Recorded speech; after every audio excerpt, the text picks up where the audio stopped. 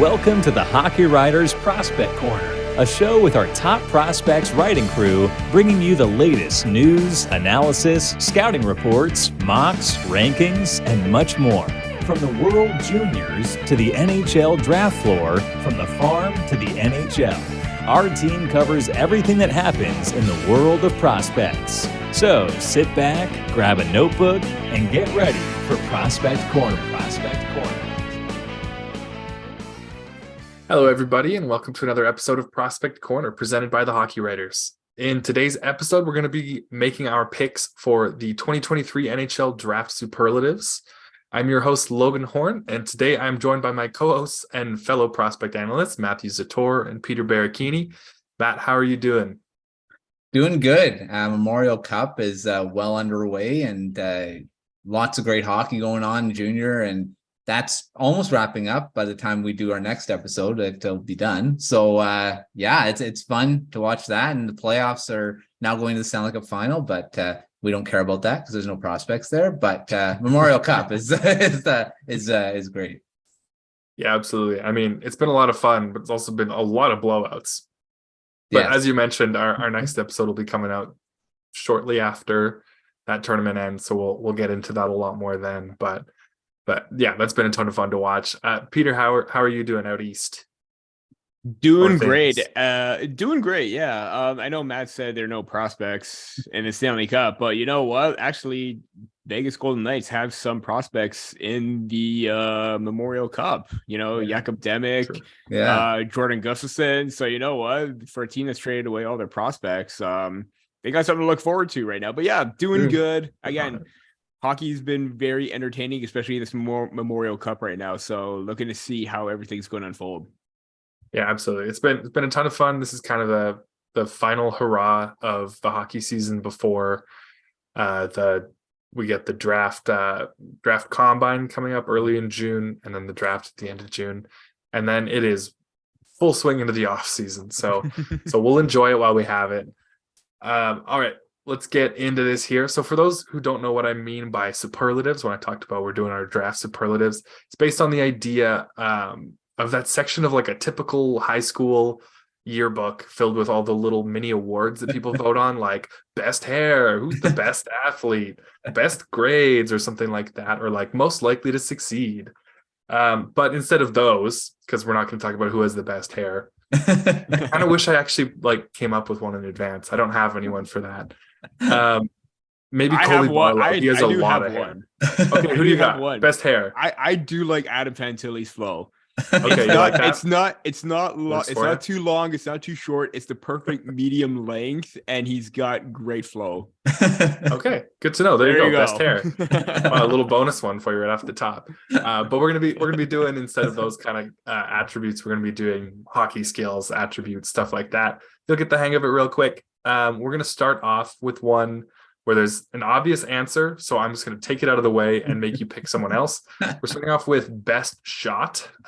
So the obvious pick is Connor Bedard. He's going to be first overall this year, an elite shot creator, elite shooter, accuracy, power, everything, variety, whatever you want. He's got it. So that's the easy one. So I need you guys to give me someone other than Connor Bedard who you think has the best shot in the 2023 NHL draft. Peter, I'll come to you first. I think I know where Matt's going, but I'm going to say Matvei Michkov that as the next one. I mean, ever since the 2 seasons ago when it was the battle between Bedard and Michkov, it was always those two because they both had lethal shots, and Michkov could just rip it from anywhere on the ice, whether it's on the goal line or low end of the circle to up top, coming out from the corners, driving to the middle. He can shoot. He's got the accuracy. He's got the power. And that's what makes him stand out and a top tier shooter in this draft class. And I could have probably picked a bunch of other ones.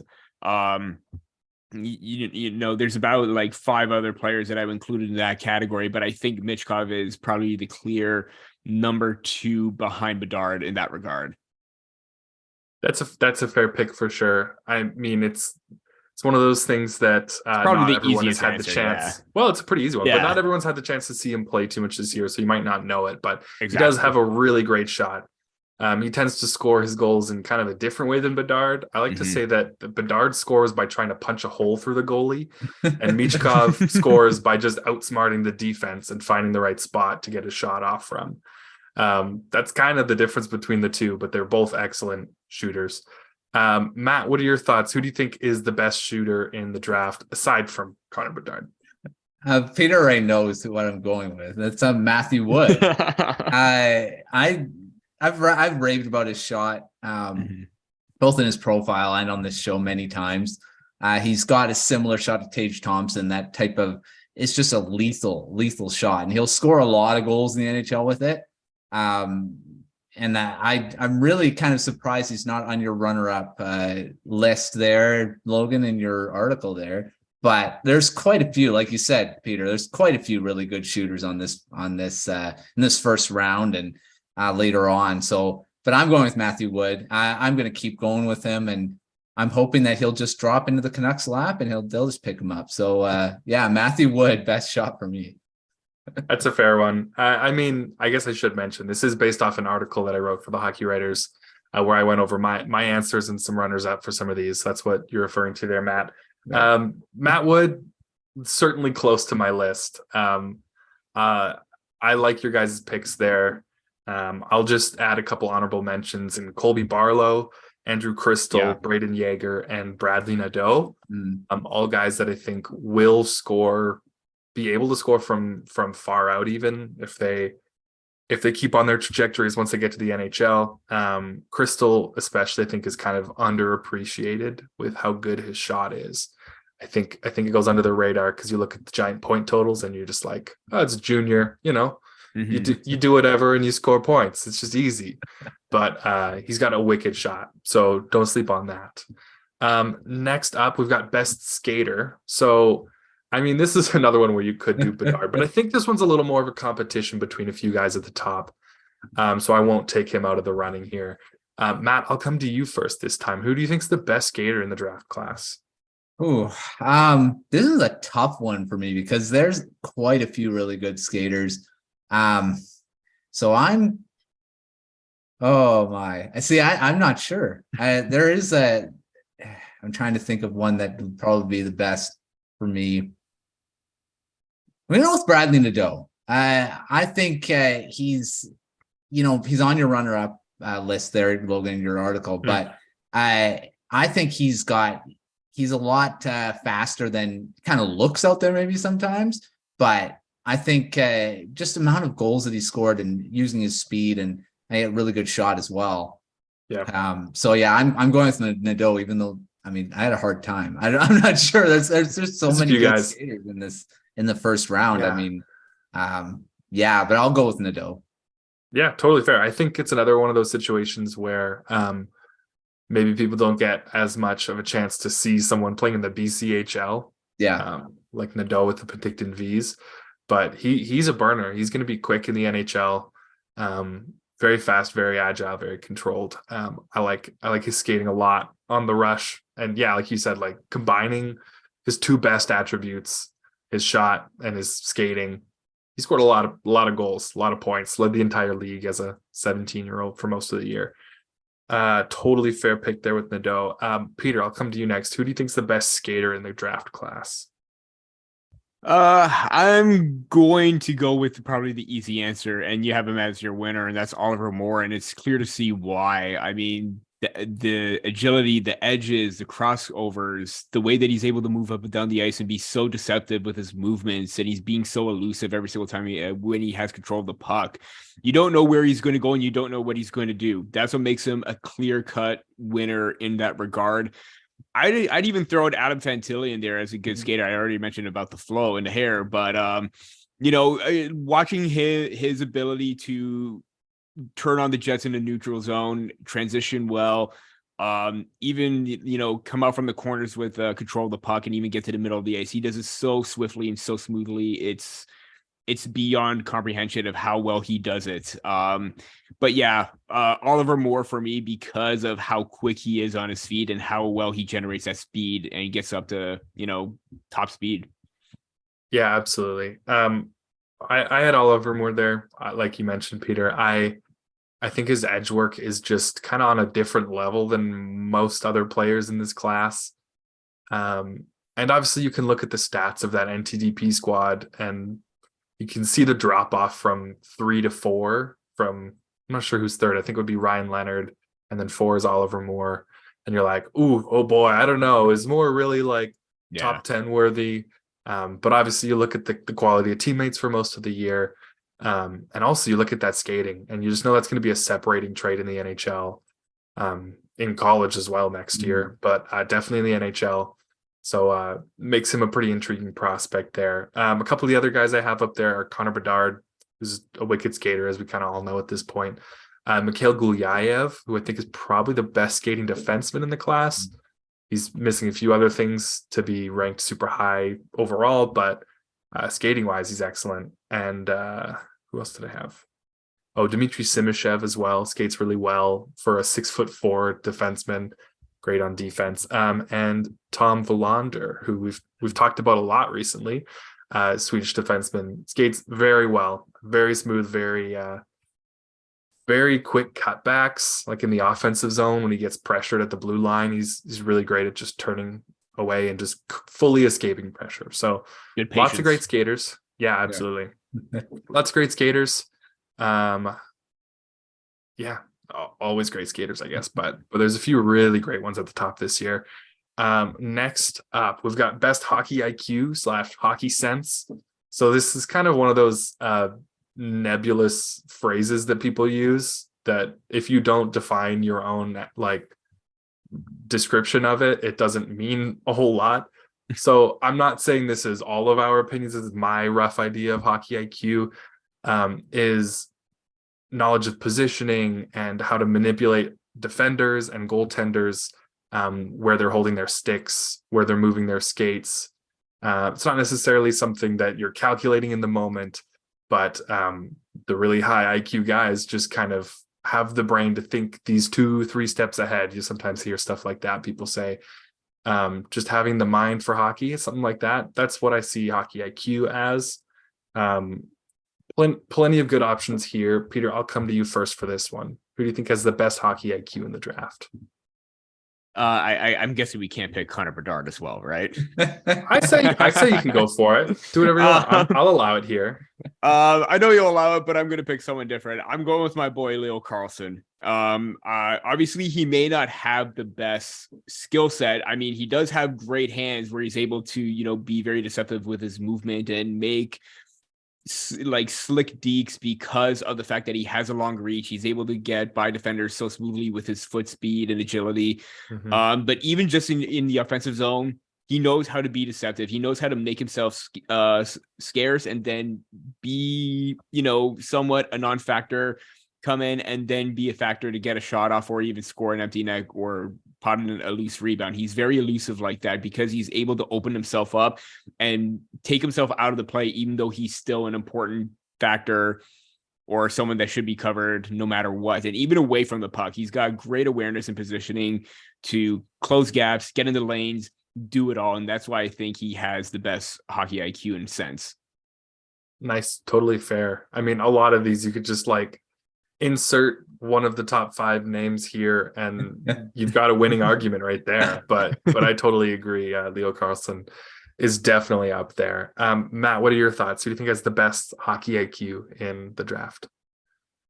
I'm going to agree with you and say it's Matvei Michkov.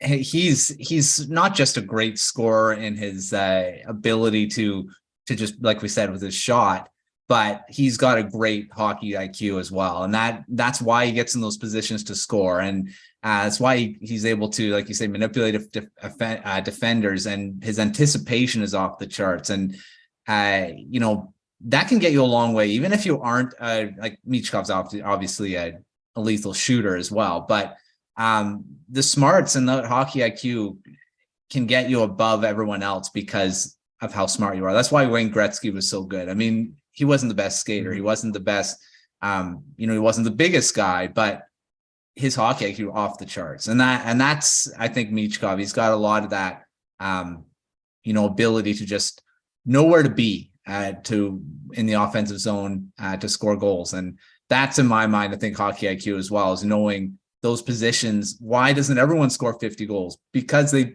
don't know where to go to score. So I'm going with Michkov as the hockey IQ there. Yeah, totally fair. That was my pick, like you said. I just think it's pretty rare to see someone as good in the offensive zone off the puck as Michkov is. Though I will say someone who's pretty close to him in that specific instance is Jaden Perron in my eyes. Really great off puck player in the offensive zone. But Michkov, excellent at finding space, soft zones in coverage where the defense is not going to be able to recover to in time, or the goalie isn't going to be able to recover in time. Making passing lanes for teammates, like relief valves, so that if they get pressured too much, or if they are going to lose the puck, they've always got a safe option out to maintain possession. Like he's excellent at it. Really impressive. Obviously, if he was coming over to North America sooner and 2 inches taller, we'd be talking about him at first overall, probably. Maybe even just with the contract situation being different, we'd be talking about him there. And I think this is a huge reason why he's just an incredibly smart player. Although I'll give an honorable mention to Gabe Perreault with the US NTDP. When you look at those point totals, you obviously know that doesn't happen by accident. And you look at everyone talking about how he's not really the best skater, and that's going to kind of hold him back. And then you go, well, how does he still score this much? It's because he's incredibly smart. And I mean, he's got great line mates, which doesn't hurt. But to be able to set those line mates up for success really well the way he does is really awesome. It's honestly, we'll never stop talking about it until they're in the NHL and on different teams. But that line is so much fun because you've got the like hardworking play driver in Ryan Leonard, the smart playmaker and finisher in Perreault, and then Will Smith, who's a bit of a do-it-all, but high skill, high playmaking. It's just like a really fun, balanced line. Just been a joy to watch. We'll move on again here to one that's, to be fair, you got to think about this one right as well. Best compete level. Obviously, we don't know actually how hard these players are competing. I remember last year in the lead up to the draft, someone was asking Brad Lambert about his compete level and how it's a little lower. And he bristled at that a little bit and was like, I'm trying my hardest every game. Yeah. And so it shows differently in different players. So you can look at it as motor or energy or whatever you want to say. It can be more about impact than a personal investment level, I guess. But Matt, I'll come to you first. Who do you think has the best compete level in the draft this year? This is a tough one too, because there's so many of them. And, a lot of those guys these are the guys I gravitate to and I love. And so I'm going to go with my guy, Gavin Brindley. I've compared him to Connor Garland many times. I think he's got the same type of compete level. He's just always working out there. That's why even if he doesn't become a top 6 guy, he's going to be able to be a good bottom 6 guy. He's just great in that forechecker. His energy level is always at that high level. So, I mean, there's not much more you can say about Brindley. I know that the team that I cover probably won't be able to get him, but I'll love watching him wherever he goes, because I think he's just going to be a heck of wherever he plays in the lineup. He's just going to be fun to watch just because of how hard he competes. Yeah, it's hard to disagree with that. I love Brindley for the same reasons. And I also hope that he goes to teams that I cover, or a team that I cover. But we'll have to wait for that. Peter, what are your thoughts? Who do you think has the best compete level in the draft this year? I love Ethan Gautier's compete level. I mean, just an absolute puck hound every single time. He's always the first one in establishing the forecheck. He's always the one grinding away, keeping plays alive, digging for loose pucks, getting his body in positioning. And he may not be the biggest guy out there, 5'11", 176, but he doesn't let that get the best of him, get the better of him. He's always in position. He's always getting the inside edge. Even when he loses track of the puck, or there's the play's going the other way, he's hightailing it back on the back check and disrupting the plays with stick checks, tie-ups, you name it. He's all over the ice in all 3 zones. So I may be a little bit biased because I wrote his profile, but I absolutely love what he did during the season. And again, point totals may not mean everything, but definitely the work ethic and the intensity that he brings every single shift, he does not take one off at all. And that's why I think he has the best one. That's a great pick. Like you said, like the point totals weren't insane, and the point totals might not have been the most consistent thing through the year. I know he kind of went on some heaters and had some cold streaks, but the effort is unquestionable when you watch him play. That's a great one. I think I had Zach Benson for this one, just because. Well, you look at him, another guy who's not the biggest guy on the ice. He's never going to be the biggest guy on the ice. But he works and plays like he's at least an inch or two taller. He works incredibly hard. It shows in the fact that he's one of the better defensive forwards in the WHL this year, in my opinion. Definitely on his team, which is something you don't expect from a smaller player.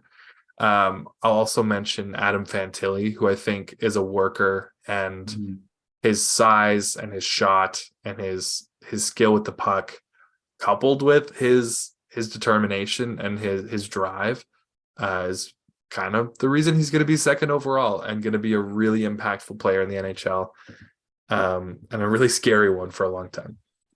Just one more here before we take a quick break, and then we'll do more after the break. But I want to know who you guys think has the best physical profile. So this is pretty much, you can take as many traits into this as you want, but height, size, strength. You could include skating in that if you want. It's a little bit of a physical thing, but it's also a skill. But whatever you want to do with that. Peter, I'll come to you first here. Who has the best physical profile in the draft? Kasper Halttunen, 6'3", 207 pounds, can hit, can skate, can rip the puck. I don't think obviously you have other players that have like very strong physical builds, but on paper, it's not even close compared to what Halttunen has. But he does have that power forward edge to his game. And obviously up and down year with his draft year, but he showed what he was capable of at the U18s, just like he did at the Hlinka Gretzky Cup, of why he shouldn't be counted out despite some highs and lows during his draft year. Yeah, that's totally fair. I like Halttunen. I don't know if I considered him long enough for this one, but that's a great pick there. Matt, who do you got? Who do you think has the best physical profile in the class here? I'm gonna go with a defenseman, and I'm gonna go with David Reinbacher.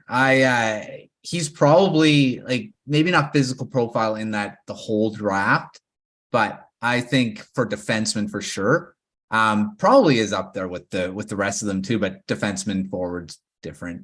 But yeah, 6'2", 187. He's gonna get more. He'll fill into that more in that frame too, but he's just going to be so hard to play against. And like, he's a great skater. We've said that many times of how much he's going to be. He's got the ideal size to be that great two-way top pairing defenseman. And then having that right hand shot as well just adds to that physical profile too. So I'm going to go with Reinbacher on this one. I think he's got a pretty good profile out there for sure. Yeah, absolutely. There's a ton of guys here. I just talked about them, so I won't go too much. I would go with Adam Fantilli for mine, 6'2", 187, big centerman. But some other guys that I think are worthy of consideration here. Daniil Boot, big winger. Charlie Stramel will body check anything that moves. Dmitry Simashev, 6'4", skates like a dream. And then my personal favorite that I had on here as one of my honorable mentions is Ryan Leonard, who I think you wouldn't necessarily suspect to fit on this because I think he's right around 5'11", not typically the size you think of with a physically imposing player, but he's got a legit power forward game in a slightly smaller frame. It's fun to see players that aren't like, you see someone that's 6'4" and it's like, oh, he's a power forward, even though they don't play like a power forward. And then sometimes you get guys like this who are 5'11", and you're like, this is actually a power forward. Like Marco Kasper last year in the draft. It's like, he's actually a power forward. It's not because he's tall. It's because of the way actually play the game. Anyway, Yeah. but Ryan Leonard, I love him for that. I think he's got that Tyler Bertuzzi, Matthew Tkachuk gene in him. A bit of a pest, just a real hard working, hitting, fighting pest sometimes if he wants to be. But he's also like gonna be one of the best athletes in the NHL in his prime, like just pure athleticism. He's worked incredibly hard on that. He comes by it very honestly, and it shows. So I'd have Ryan Leonard there. I actually have one quick fire that I really just want the name. I don't want you to give me anything else, and I'm not going to take anyone off the table for this one. But Matt, I'll come to you first. Who has the best hands in the draft? Connor Bedard. I think he's probably the best hands for sure. Yeah, that's fair. That's probably the right answer. Peter, what do you think? Best hands? Yeah, Bedard, but I wouldn't count out Will Smith right behind him because he's got some very soft mitts. That's fair. That's actually a great point. I don't know that I was considering him. I'm trying to come up with my next one. It's probably him, although probably Bedard and Smith close by. But I will say that Grayson Sachin has shown flashes of maybe not the best. He doesn't have the best control or anything, but some of the fastest hands in the draft. Yes. Really impressive, like just wild side to side speed. All right. So we're just going to take a quick break here for a word from the Hockey Writers, and we'll be right back.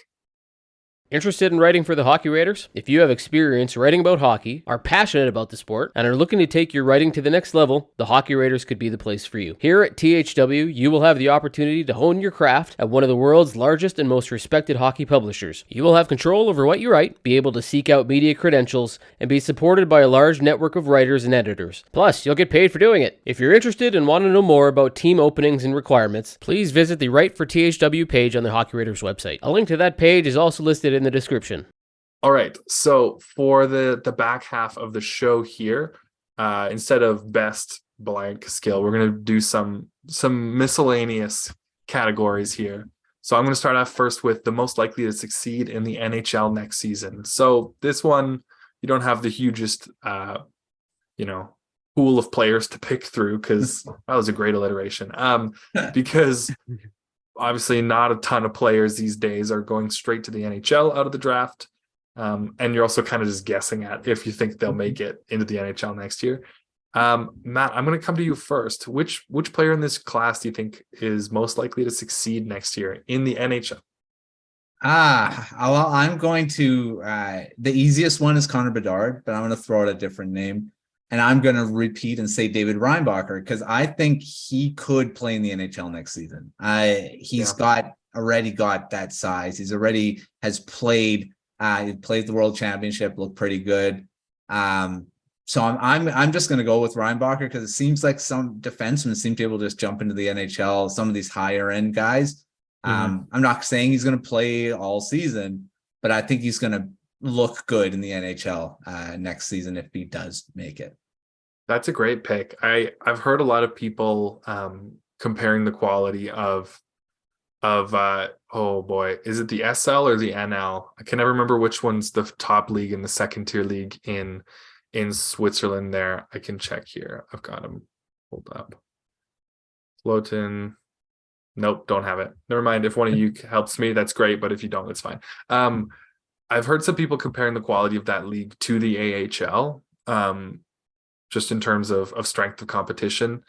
Obviously, there's tons of differences in rink size, and you're moving halfway across the world from where you grew up and spent your whole life. There's a lot of factors that go into playing pro, but it feels like if Reinbacher succeeds that much in a league roughly similar to the AHL, you'd think he'd be able to take a step forward, especially if he goes really early on draft day to a team that kind of has a need for that.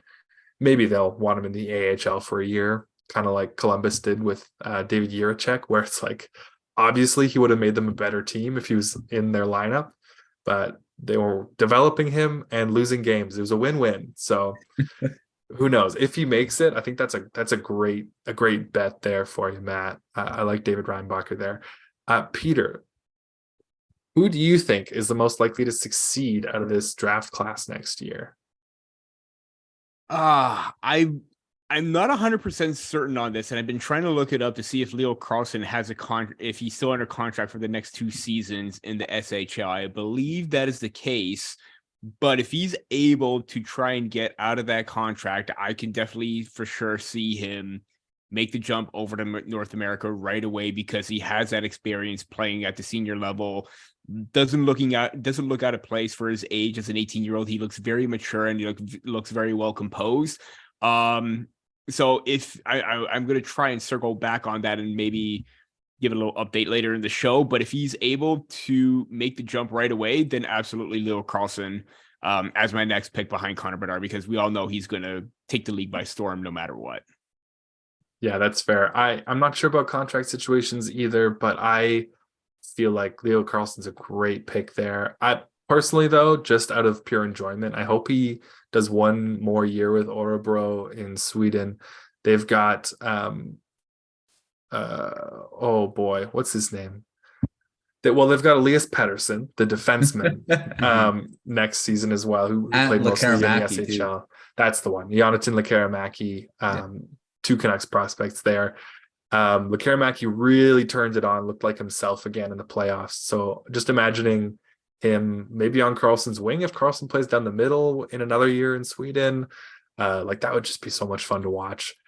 That's just selfishly, but I think if he comes to the NHL, he's succeeding that much in the SHL is really impressive. Like, it feels like Carlson, he could have taken his style of play this year in the SHL to pretty much any league and succeeded.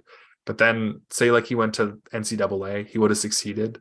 But you take Adam Fantilli in college hockey and you drop him into the SHL, he's playing 4th line depth minutes just because he takes so many risks. And obviously you can do that in college hockey, and he wouldn't be doing that if he was in Sweden. But Carlson's just such a mature player. He knows what he's good at. He knows how to best take advantage of his skills. And I think he would do really well next year in the NHL.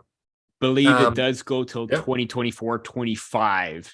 Okay. So I think he is committed till then. So again, if he is able to get out of that contract, like if whichever team picks him, if they say that, hey, listen, we think he'll be better off with this, we can get the best out of him. Great. If it is another 2 years, fine. So I guess my answer can be kind of up in the air at this point. Sure, that's fair. Sometimes when there's a contract and they kind of cut it off early, they'll cut a deal where it's like, you terminate the contract with him and we'll sign him and loan him for 1 year. Kind of works for everyone a little bit. Works for the player because he gets paid more to be in the same league he would have been. They still get him. NHL gets him sooner. Yeah. Who knows? I guess that'll be something to watch. Obviously the easy pick, as you guys both mentioned, I have Bedard for this, but that's just because I only had one answer to give. It's got to be Bedard. There's no competition for him as the first line center. Whoever is on that roster on day one next year, it's just going to be tryouts. Like, training camp is just tryouts to play on Bedard's wing, basically. For any forward, like, that's what you're there for. Truly. And it'd be awesome to win one of those spots next to him. He feels like a pretty safe bet there. Let me see. Oh, I kind of cut it off on that one. Let me double check. Okay, I didn't have one here. Next, I'll do the biggest draft year riser. So you can take this however you want. You can do this as someone that last August or September, when the year was just starting, that you didn't know about and is now you're really high on. You could do someone that has risen a ton in the last month, week. However you want to take it, I'll allow it. As long as you don't say Bedard. Rising from maybe first to definitely first. That's not fair. I won't accept that one. Peter, I'll come to you first though. Who do you think is the biggest riser this draft year? Well, you took away Connor Bedard from me, so I can't pick him. Well, I'm glad. This is a really tough one because I have a long list of players that really caught my eye from beginning till now. You know what? I'm going to still say Carson Rakoff is one. He may not be getting as much of the attention because he didn't quite have a productive season with the Rangers. He was, again, points were coming in bunches. There were hot streaks, there were cold streaks. He wasn't as consistent, but I feel like this is a player that has a lot of upside and potential given his, we talked about hardest shots or best shots. I think he has one of the best shots in this draft with the power and velocity that he has with his quick hands in tight. I think this is a guy that can do it all offensively and even has a very sound defensive game. While he may be a mid-second, I have him very high up as an early second rounder, possibly maybe not so much knocking on the door of the first round, but he is one player that has continued to rise up for me and be a consistent player in the spot that he has been throughout the season. Rakoff, that's a nice one. I like that. A good story there. Great player. Kind of underappreciated. I feel like little underrated, but I guess we'll get to that too. Matt, what are your thoughts? Who do you think's the biggest draft year riser? I'm gonna go with Matt Wood. He's one of my favorites, but I think just what he did in the NCAA, I don't think anyone expected him to dominate as much as he did at that young age. The way he played, the way he looked so mature in that league. I mean, obviously he has some things to work on. I mean, everyone does, but he just looked so good from the beginning till the end here. And then going right into that under 18s where he led Team Canada. And yeah, he's risen right from the beginning for me. Like I say, just because of where he played and how well he played in that league. And then just finishing it off with a dominant performance at the under 18. So I'm going Matt Wood as my biggest riser this year. Nice. It's very on brand for you, Matt. I'm going to go with, I'm split, so I'm going to talk about it until I can decide on one. I'm going to go with one of the top defensemen because at the start of the year, it was pretty clear cut. It was Cam Allen, maybe Caden Price if you're getting a little nasty, and Mikhail Gulyayev. Those were like the top defensemen. And it was like, there's nobody else. It's bad. And then pretty quick, Axel Sandin-Pellikka and David Reinbacher both kind of burst onto the scene. I think Sandin-Pellikka did a little sooner, maybe. It took kind of until the World Juniors and shortly after for Reinbacher to really establish himself in most people's minds as like probably the top guy in the class. It took a while. Also, I will say I fully remembered, like immediately after I stopped talking, Reinbacher plays in the NL, the National League. That's the top league in Switzerland. My apologies to all Swiss fans out there. It's an excellent system of leagues, genuinely, and the NL has just gotten better and better. So I think I'm going to go with Sandin-Pellikka though, because I just remembered that the very first episode of this I did as a guest in the fall. I think it was the first episode. We were going over the early central scouting rankings, the kind of like players to watch. It wasn't even rankings, it was just players to watch. And Sandin-Pellikka, I remember, was in their like second round discussion, and we were all like, who is this guy? Like, sounds interesting. He actually was pretty good last year in junior, and now look at him. He's been dominant all year in junior, played some good pro games, and finished off strong with a great U18s tournament. So biggest draft year riser, I'm going to go with Axel Sandin-Pellikka, someone that if I told you would be a first rounder a year ago, you would have said, who? But there's always some of those. There's always those, but he's my pick. On the opposite end, we're going to go with biggest draft year faller here. I might just have to take Cam Allen off the board. I'm sorry, guys. It's too easy. I think I'm gonna take him off the board.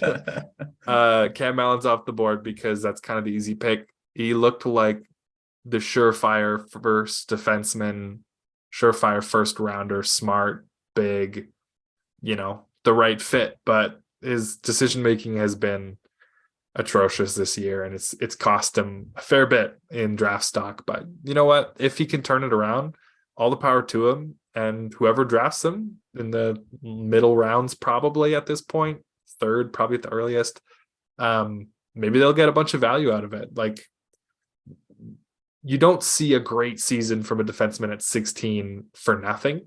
So there's something there, and if they can help him find it again, then could be a really great story. Honestly, him kind of coming back. But I'll have you guys pick someone else other than that. And Matt, I'll come to you first. Biggest draft year faller other than Cam Allen. Yeah, now you made it tough. Sorry. I was like, Cam Allen, it's easy. Yeah. You know what? I don't know if there's like a lot of real big fallers for me, except for Allen. I mean, there all these guys have kind of moved out around. So I'm just gonna the first one that came to mind after you took Allen off the board is Daniel Boot. We've talked about him being around kind of, he's been in the first round, he's kind of dropped off, he's been lower in the first round. So just off that, I'm just gonna go with Boot as being the guy that maybe the biggest faller as the years gone on here. Sure. Totally fair. I mean, I also just pulled the rug out for you right before asking you to give me your answer. That I just stole your answer away from you. So good job thinking on your feet. Daniel Boot's great. Peter, I'll come to you. Who do you think is the biggest draft year faller? Yeah, for the same reasons as Cam Allen. That's Lucas Dragicevic. Yeah, that U18 tournament, the whole entire defense core for Team Canada did not look good, aside from maybe few players here and there. I thought Andrew Gibson looked good at times. But Dragicevic, obviously being an offensive-minded player, he was, caught cheating on offense quite a bit, getting out of position, always jumping ahead instead of being one step ahead of the play before the puck is coming out of the zone. It just seemed really, really off with his decision making. Offensively with the puck, he is great, but even in those transitional aspects, even within the play in his own zone, there's a lot to work on for him. He was always a late first for me, but he's fallen to maybe mid-second as a result of that. Sure, that's fair. It's wild to see a defenseman who's got the size, he's got the right hand shot. Mm-hmm. He's got the points, but to see the lack of confidence in him from scouts and prospect people, it makes sense when you watch him. The skating isn't really kind of what you hope for, and like you said, there's just some issues on defense. A lot of promise, but it's been somehow a disappointing year despite the crazy point totals in the WHL. Just didn't really do what he needed to stick in the first. At least in our eyes before the draft. Who knows where he'll actually go on draft day. 6'2" right shot D that can get points. You never know where he'll go. But I agree with you there. My pick for the biggest draft year faller is Theo Lindstein, a Swedish defender. A year or so ago was one of the early guys that people were looking at as a top prospect in this class. A year plus in advance of a draft. There's a lot of guys that get shuffled around. But Lindstein's fallen a bit. I think he rose a little bit again after the U18s, where he was pretty good for Sweden on their second pairing. But at this point, he kind of looks like a defense-only guy. The offense really has not been at the level. It seemed like he was going to be a great two-way guy, but the offense really did not click this year. He's good defensively still, which is valuable. I think he'll probably be in the second round for sure. For me, he would be definitely, but to go from kind of a consensus top prospect in that top group, maybe one of the top D, to probably not in the top 10 of D is pretty tough. That's a pretty tough year. We'll go to a positive one again here. So I want to hear who you guys think is the most underappreciated prospect in the class. That could be Matvei Michkov, if you think he just gets disrespected because people didn't see him play this year, didn't play internationally. It could be someone who is being mocked as like a fourth round guy, and you're like, this guy should be in the first. What's going on? Wherever you take it, I'm on board. Peter, I'll come to you first. Who do you think is the most underappreciated prospect in this class? Going back to my one of my other boys in this class, I keep saying them like I know them, but like I don't know these close personal friends. They are not close friends or not acquaintances. It's just these are players that I'm really high on when I say that's my guy right there. I'm going back to Oliver Bonk with this. I don't think a lot of people are talking about him as much as they should. big step going from the Greater Ontario Junior Hockey League to the OHL is a big step, and he didn't look out of place at all in his rookie year. Again, 40 points in 67 games, at 11 more assists in 21 playoff games for a deep run with the London Knights. Just fell short of the OHL championship. Very well composed, very steady, very smart on both sides of the puck. Obviously, we talk about high-end defensive prospects, puck movers, players like David Reinbacher. I think this is another player that's maybe just one step below Reinbacher, because he has those same attributes of a strong two-way transitional player. That's why I think that he's being very underappreciated, and there should be more talk about him. That's a great one. I think he's going to go a little earlier on draft day than some people expect. He's going to be one of those guys.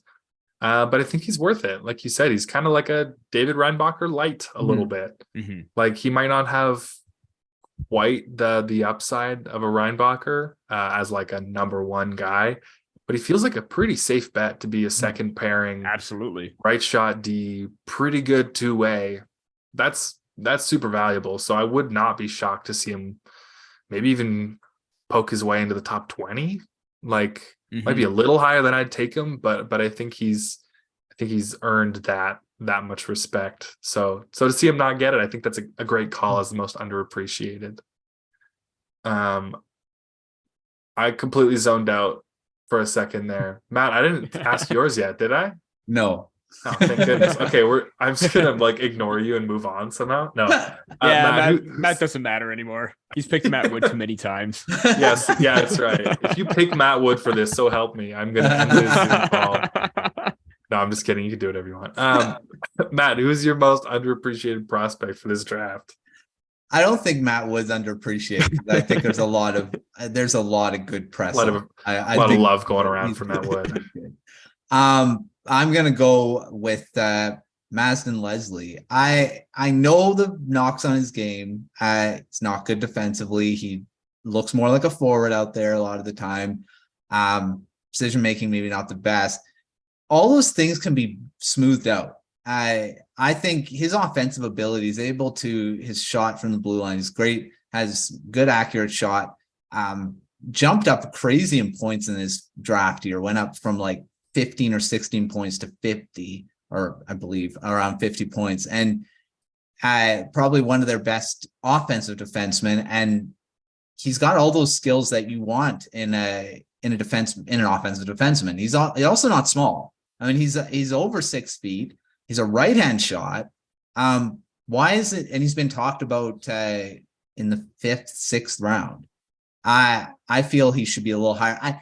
Now, I'm not saying he should be a 2nd-round pick. It's not saying he should be a 1st-round pick, but I think he should be talked about a little higher than a 6th round. If someone drafts him in the 6th round, I'm going to say right now, you can go back to this video, he's going to be an NHL defenseman and a regular in like the top 4, because I just think his offense is just something you take and just hope that you can fix his defensive game, because that offense and that anticipation, what he has, you can't really teach. So I'm going Leslie because I think a lot of people aren't talking about him. I mean, in Vancouver maybe, but not around too much.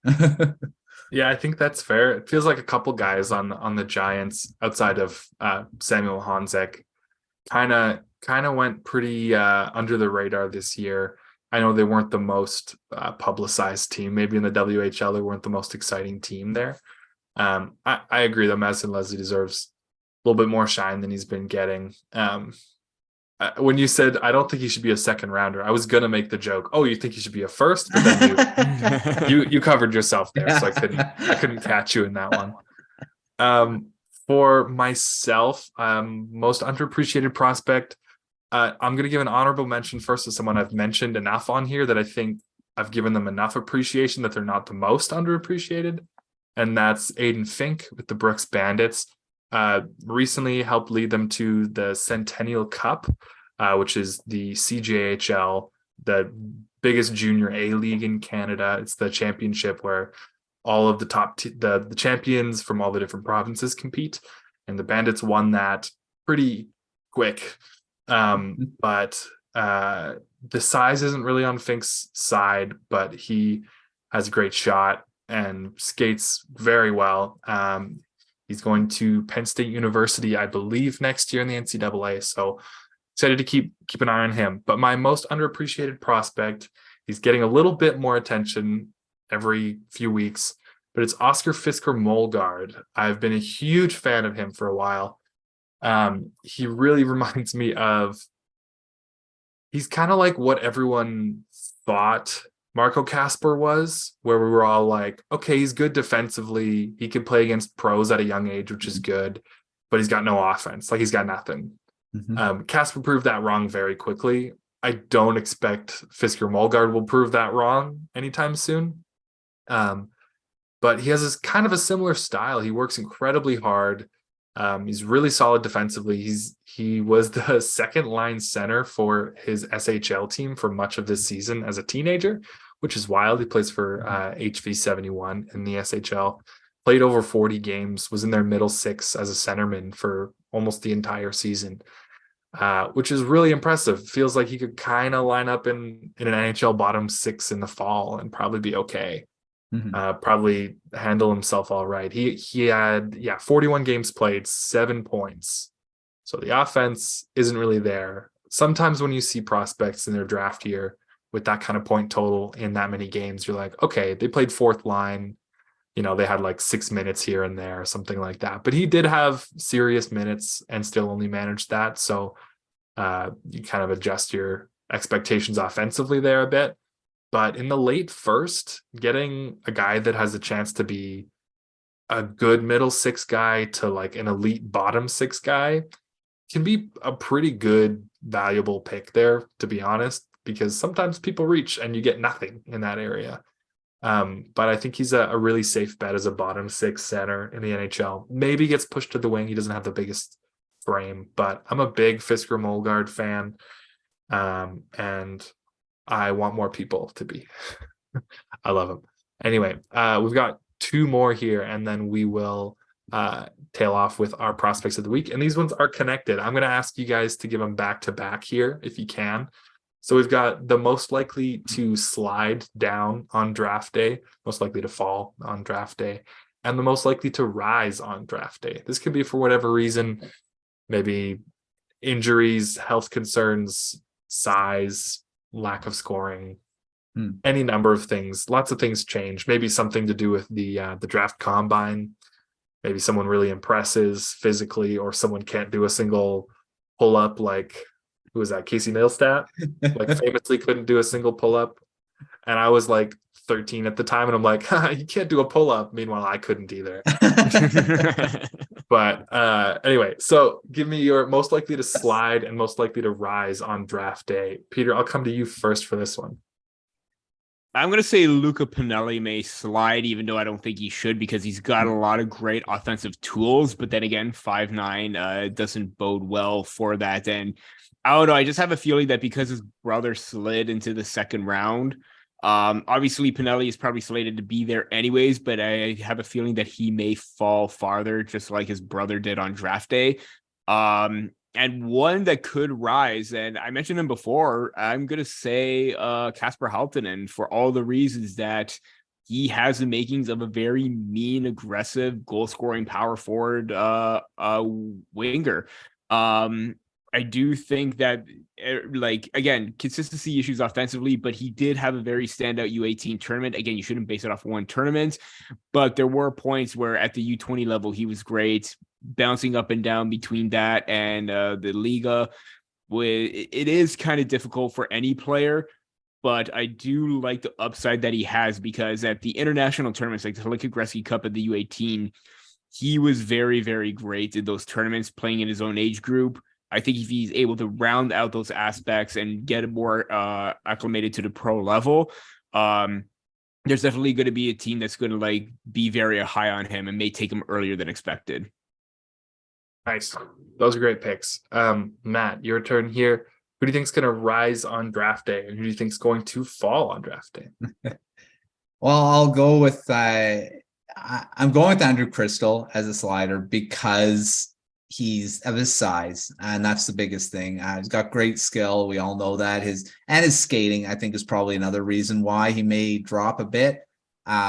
He's not going to drop out of the first round, but I could see him going towards the end of the first and a playoff team getting him, which would be so dumb. But I think that may happen. So I'll go Crystal for the faller or slider. And then for my riser, there's a few guys I think could rise because, size and stuff like that. Because we've seen it every year. A team likes the guys physical, they're tall, they're big. All of a sudden they get drafted in the first round when they shouldn't. I'm going to go with Charlie Stromell. And I think because of the fact of his size, his well-rounded defensive game also, where a team may think he'll be able to make the NHL quicker. I'm not going to, like I say, it's not going to be a high first round, but I think he could rise up into the first round and be in that like 20 to 25 range when most places are putting him into the second round. So I'll go Stromell as my riser. Nice. That's a good one. I think he's going to go early-ish too, just because he's got that size and strength. He hits like a truck. I think that's a great one. For myself, quickly, someone who I think is going to slide, not necessarily going to slide the furthest of anyone, but going to slide, I think, into the second round, which is wild. Maybe very late first. I don't think should, but Riley Height is someone that I'm getting the feeling is going to slide a bit, which I would say is a bummer, but for him to kind of loop back around and have some of the bad teams get a chance at him again instead of him going to a playoff team, I'd be okay with that.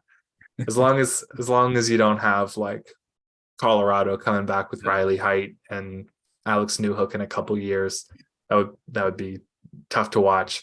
Not because they would be bad, but because they'd be really good. And then someone who I think will rise on draft day. I said this right before we started recording.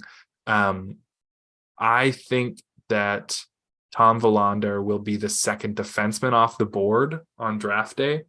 I think he's been rising and rising and rising all the second half of the year in Sweden, but didn't really take notice because he was like late second to like early second maybe in that rising, and then his showing at the U18s for Sweden was amazing. And he's 6'2", right shot, skates very, very well. I think he's going to go very early. So that's my pick for someone who's going to rise. Even if he's in the top 20, I think he might be one of the bigger risers, but I think he's going to go even earlier than that. All right. Thank you guys for playing along with me there and giving your answers. Great work as always. We're going to quickly wrap up here. Wrap up as we always like to do with our prospects of the week. I'm going to go first quick. The World Championships just ended. And so I'm taking JJ Paterka, not really a prospect anymore, but I think he's under the radar enough that I could have said he was a prospect and a lot of people wouldn't have batted an eye, because you might not have noticed, but he played the entire year in Buffalo and was excellent. Came over from Europe last year and was about a point a game for the Rochester Americans in the AHL. Still wasn't talked about a whole lot. Okay, let's go to the NHL, score 30 points as a rookie. Still nobody talking about him. Go to the World Championships and score, I think, 10 points in 7 games, or no. Yeah, I don't know. 10. 12 and 10, my goodness. 12 and 10, named the best forward in the tournament, one of the very best players for Germany. Big reason why they won silver. They would not have got there without him. Him and Moritz Seider and Tim Stützle. Like there's a great future in Germany. I know Stützle didn't play at this tournament, but really great future of young players there in Germany. And Paterka is a big reason why. He's going to be a great player in Buffalo for a long time. So don't forget about him when next year starts up, because at the rate he's gone at and developed the last few years, he's going to score like 60 points this year. And I wouldn't be shocked. Yeah. Probably more in the 50 range just based on opportunity, but who knows? He could go higher. Matt, I'll come to you next. Who's your prospect of the week? Well, you've spoke about the World Championship, and here's a guy, Arturs Silovs. He was my prospect of the week not that long ago, but he deserves it 100% this week. Yeah. He won So Latvia won a bronze medal for the first time ever in their history. They cheered like it was a gold medal, and obviously that I would too. I mean, it's insane to win that, and for a country that doesn't churn out a ton of NHLers, it's awesome to see a small country a small hockey nation get a bronze medal, get a medal in general. And Arturs Silovs was a big part of it. He was the goaltender from mid-game, I believe, in their first game against Canada. Their starter, I can't remember their starter, but he took over as the starter and played the rest of the way. Went 7-2 record at the end. Crazy goals against average I think it was a 9. See, I don't have the stats in front of me. I should have had them up. But he won MVP. He won the tournament MVP. He won best goaltender. Was part of the all-star team. He was just insane. So I'm just ecstatic to see how well he can be in the NHL, because I mean, everyone's kind of now rushing to get him. Here we go. I got his stats. 921 save percentage, 2.20 goals against average, 7-3 record, 1 extra loss there. But those numbers for a team that probably it gives up lots of shots, lots of chances. Biggest one that he had was a 40 shot game against Team Sweden, and he had 40 saves out of 41 shots, and that brought him to the semi, I believe. And that again against Team Canada, they played against Team Canada in the semis, only lost 4-2, and they actually scored first in that game too. So they could have actually been in the gold medal game because they played pretty well against Canada too. Arturs Silovs, insane tournament. And I'll say right now, don't rush him into the NHL. Should play in Abbotsford next season. Don't be the backup to Demko. They still have Spencer Martin. But Silovs, what a great week last 2 weeks. What a great 2 weeks he had. And he's just a national hero in Latvia now. So Silovs, prospect of the week, well deserving. Yeah, absolutely. He's been a great story. Maybe the best story out of that tournament. He was born in Riga, Latvia, in the capital there, which was one of the host cities for this tournament. And Latvia's quarterfinal upset of Sweden was a sight to behold. The funniest thing to me was that he wasn't named player of the game after having 40 saves against Sweden, because one of their players had, I think, 3 assists in that game leading to the victory, which I guess makes sense. But he was incredible all tournament long. As soon as he took over in net, they were surprisingly difficult to beat. Like, they beat Switzerland in their final game of the round robin, who were the best team in the pool, in their group. I guess they go by groups, not the Olympics. And he just kept winning. Like, he almost beat Canada, beat Sweden, beat Switzerland, beat the USA in the bronze medal game, which was really impressive. No one expected to see that from him, but glad to see him getting a little more attention. We've talked about him plenty on here over the last few months, but good to see him have such a great tournament there. Peter, I'll come to you last here. Who is your prospect of the week here? Yeah, a little mini hat trick for the World Hockey Championships. Shout out to Adam Fantilli, who maybe was a little bit quiet early on, but getting more minutes as the tournament went on, and even scoring that goal against Latvia to push Canada into that gold medal game. That was absolutely an insane move on his part, and the reason why he's the second ranked prospect overall in this draft class. But my prospect of the week is going to the Memorial Cup, and I'm picking Quebec Remparts captain Theo Rochette. Overager, 21 years old, not drafted by any team, but I think that might be a mistake because he's showing a lot of great qualities during this, run with the Remparts this year. They won the QMJHL championships. They're looking very dominant and poised to win the Memorial Cup right now. And he's at the forefront right now. I believe he's 3rd or 4th in tournament scoring with 4 points. 3rd Third in, obviously, Logan Stankoven and Matthew Semenoff from the Kamloops Blazers are ahead of him, but very consistent with his overall play. Very steady up the middle of the ice. Great playmaker, great hands, vision, awareness. He's doing it all with this team. And, he's not necessarily carrying them on their back, but, 106 points in the regular season, 21 in the playoffs, +4 right now. That's added up to 25 points in 20 playoff games, if you're including the Memorial Cup. That's very impressive. And the fact that he hasn't been drafted yet, I think teams should start looking at the option of signing him to a contract at this point, because I believe he's gone through the draft about 2 or 3 times already. I'm not sure about if he's able to go through again in 2023. That may have been his last year. I know teams have invited him to camps in the past. I know the Toronto Maple Leafs did. Really impressed with what he did there. I think maybe right now he's playing himself into a contract as opposed to being drafted, and looking very great, being a leader as he should be with the captaincy, and leading the team to something big this year. And he's my prospect of the week. Yeah, that's a great pick there. Rochette has been phenomenal, and like you said, it kind of feels like he's playing his way into training camp invite and a pro tryout contract, and maybe an AHL spot next year. Mm-hmm. He's got a future in pro hockey for sure. We'll just have to wait and see where, I guess.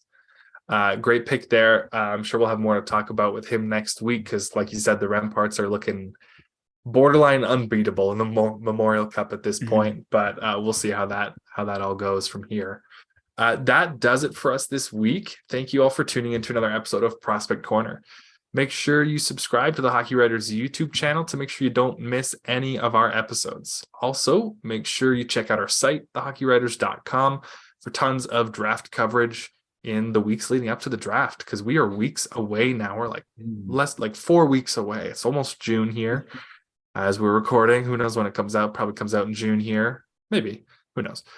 Make sure you check out the Hockey Writers, though, for all our draft stuff. There's lots there already, and it's not going to stop. So give it a look. Thank you, Matt. Thank you, Peter. Thank you all for watching this week's episode of Prospect Corner. We'll see you next time.